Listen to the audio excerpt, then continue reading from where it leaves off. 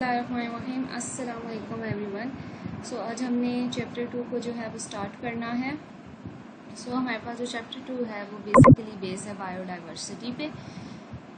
हमारे पास बायोडाइवर्सिटी में इसके 8 मॉड्यूल्स हैं, जो कि बायोडाइवर्सिटी है, क्लासिफिकेशन है, टेक्सोनोमिक रैंक्स, क्लासिफिकेशन की history, domains of living organism, classification of domain यूकैरिया, status of viruses in classification and binomial nomenclature.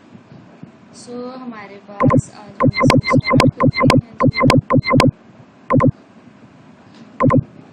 Biodiversity, इस चैप्टर को पढ़ने के बाद बच्चे जो है इन will be able to biodiversity और क्लासिफिकेशन को डिफाइन कर सकेंगे।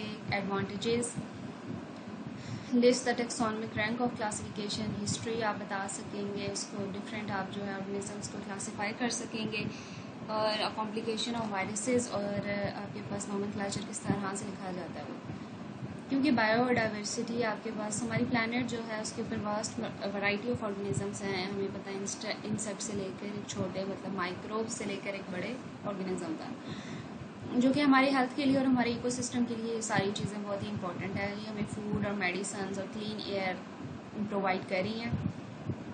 इस बेस पे आपने इसको जो है वो मुख्तलिफ में ग्रुप्स में डिवाइड कर दिया है।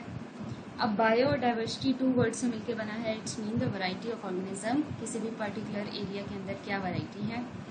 Biodiversity of an area is measured by considering the number of different kinds of organism and the variation with in each kind, कि कितने काइंड के हैं और उनके दरमियान क्या वेरिएशन है। Biologist have discovered and classified almost 2 million kinds of organism, जी 2 मिलियन उन्होंने किए हैं।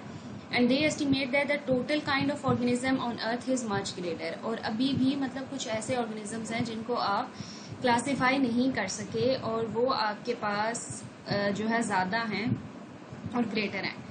Biodiversity is not evenly spread, आपके पास वो कम्प्लीटली इवनली स्प्रेड नहीं है। बायोडाइवर्सिटी आपके पास बहुत सी फैक्टर्स पर डिपेंड करती है कि किस एरिया में कितनी रिच जो है वो आपके पास बायोडाइवर्सिटी प्रेजेंट होगी। लाइक आपके पास ये फैक्टर्स हैं जैसे क्लाइमेट क्या है, वहाँ का एल्टीट्यूड क्या है, सॉइल की टाइप क्या है, ठीक है। अब आपके पास जो ट्रॉपिकल रीजन्स होते हैं, उनकी पोलर रीजन्स जो आपके पास नोई या इस तरह के एरियाज होते हैं जहाँ की टेम्परेचर लो होता है, उसके कंपेरिजन में वहाँ कम होती है। अब बायोडाइवर्सिटी की अगर आप इम्पोर्टेंस को देखें तो उसमें जो है वो बहुत सी सर्विसेज हैं जो प्लैनेट अर्थ को दे रही है। जिस तरह की देखें, बायोडाइवर्सिटी डे इंटरनेशनली जो सेलिब्रेट किया जाता है 22 मई को है, यूनाइटेड नेशन ने डेजिग्नेट किया है ताकि बायोडाइवर्सिटी की प्रोटेक्शन को आप प्रमोट कर सकें। अब हमारे पास इकोसिस्टम की स्टेबिलिटी आती है। बायोडाइवर्सिटी आपको हेल्प करता है मेंटेन करने में, इकोसिस्टम का बैलेंस किस तरह से मेंटेन करता है।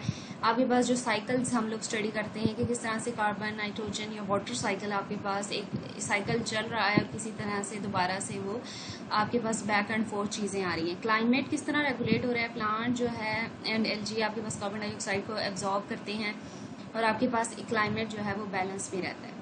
नेचुरल रिसोर्सेज, बायोडाइवर्सिटी प्रोवाइड करता है vast array of resources from food and medicine to building the material and fuels, जो है वो आपके पास ये चीज़ आ जाती है।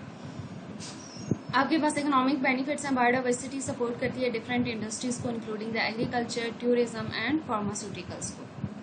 अब आपके पास क्लासिफिकेशन है biodiversity. Biologist have identify the about 2 million kinds of organism. Out of these 0.5 millions are the kind of plants and 1.5 millions are the kind of animals. ठीक है। अब आपके पास it is only a small percentage of total kind which live on earth. ज़मीन के ऊपर बहुत ज़्यादा छोटी अमाउंट में जो है वो आपके पास रह रही है। Every year biologists discover thousands of new kinds of organism. To better study such as large collection of organism, biologists classify them. अब क्लासिफिकेशन एक ऐसा प्रोसेस है जिसमें ऑर्गेनिज्म को डिवाइड किया जाता है ग्रुप्स में भी और सब ग्रुप्स में भी, ऑन द बेसिस ऑफ कि कितनी उनमें सिमिलरिटीज़ हैं और कितने डिफरेंसेस हैं। यहाँ पे आपके पास एक ब्लू बॉक्स है। सम पीपल आपके पास जो है डू नॉट रिस्पेक्ट नहीं करते biodiversity on the ground that is useful for human, rather they respect biodiversity on aesthetic and moral grounds, मतलब कितनी इंसानियत के लिए उस ग्राउंड पे नहीं बल्कि वो कितनी एस्थेटिक है और एक अखलाकियात के लिहाज से कितनी है, उस बेस पे आप उसको जज करते हैं। क्लासिफिकेशन एक ऐसा प्रोसेस है जिसमें आप सिमिलरिटी या डिफरेंसेस की बेस पे ऑर्गेनिज्म को क्लासिफाई करते हैं। अब आपके क्लासिफिकेशन के क्या उसूल हैं, एम्स क्या हैं, तो आपके पास टू डिटरमाइन सबसे पहले कि कितना उनके दरमियान सिमिलरिटी है और कितने वो डिफरेंट हैं अमंग ऑर्गेनिज्म, ताकि उनको आप स्टडी कर सकें या सिमिलरिटी की बेस पे या डिफरेंसेस की बेस पे। अब आपके उनके दरमियान एवोल्यूशनरी रिलेशन फाइंड करते हैं कि उनकी बैक हिस्ट्री कहाँ पे जाके वो आपके पास एवोल्यूशनरी ऑर्गेनिजम्स जो है रिलेशन आप फाइंड करते हो। उसके बाद जी बस 2 ही पॉइंट्स हैं मेन।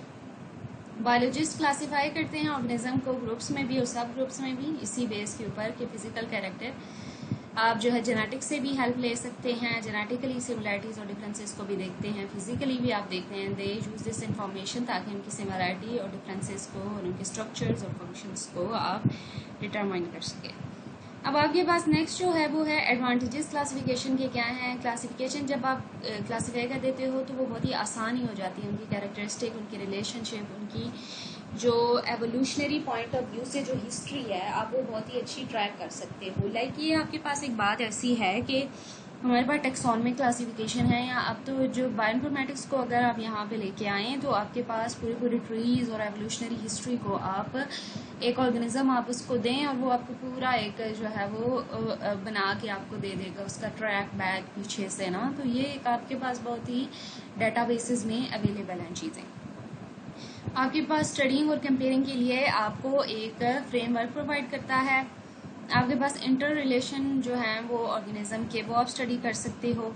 ये आपको हेल्प करता है आइडेंटिफिकेशन नई स्पीशीज़ की इन एंड अंडरस्टैंडिंग दियर, और वही एवोल्यूशनरी के कहाँ से आपके पास वो चीज़ जो है वो स्टार्ट हुई है। उसके बाद आपके पास है लास्ट पॉइंट, ये है classification provide a common language for biologist around the world enabling effective communication in the study. देखें एक जो चीज़ है all over the world different languages हैं, हर किसी की अपनी एक बेसिस है। ये आगे आप जब पढ़ेंगे कि एक स्पीशी के ही कितने नेम्स हैं हर लैंग्वेज में। लेकिन अब जब आपको साइंटिफिक ग्राउंड्स पे बात करनी होती है तो जैसे फिजिक्स के अंदर आप एक यूनिट है, यूनिवर्सल यूनिट को इस्तेमाल करते हैं, मतलब वेट को मेजर करने के लिए बहुत सी यूनिट्स हैं, ग्राम है, किलोग्राम है, ठीक है, या वाटर को स्टडी करने के लिए आप लीटर्स में या इस तरह से लेते हैं। लेकिन यूनिवर्सली आप वाटर या यूनिट्स जो हैं वो एक यूनिवर्सल यूनिट है। टाइम को अब आप घंटों में भी, मिनट्स में भी इन चीज़ों में ले सकते हैं, लेकिन यूनिवर्सली उसका एक यूनिट है जो कि सेकेंड है, ठीक है, लेंथ का मीटर है आपके पास। इसी तरह तो ये एक आपके पास यूनिवर्सल ग्राउंड पे आपको लैंग्वेज प्रोवाइड करने का भी जरिया है। ओवरऑल क्लासिफिकेशन बड़ी ही क्रूशियल है जी for our understanding of natural world and for the conservation and management of biological diversity, ठीक है जी। तो 2 मॉड्यूल हमारे पास कवर हो गए हैं। ये मेनली आपके पास जो इन मॉड्यूल की जो स्पेशलिटी है, आपसे शॉर्ट क्वेश्चन ही बेसिकली आपके पास आते हैं। सो मेनली जैसे एम्स और प्रिंसिपल हमने पढ़े हैं, डेफिनेशन हो गई है या क्या किन बेसिस पे है। तो ये हमारे that's all for today's lecture. हम जो है कल आगे डिस्कस करेंगे। Please like, share and subscribe my channel.